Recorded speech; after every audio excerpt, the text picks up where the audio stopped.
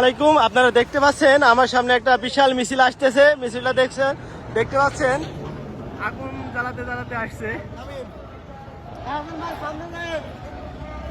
বিশাল বড় মিছিল, আপনারা দেখতে থাকুন সম্পূর্ণ ভিডিওটি, তাহলে বুঝতে পারবেন। আগুন ধরে যাবে তো ভালো, সেটাই তো ভয় লাগছে।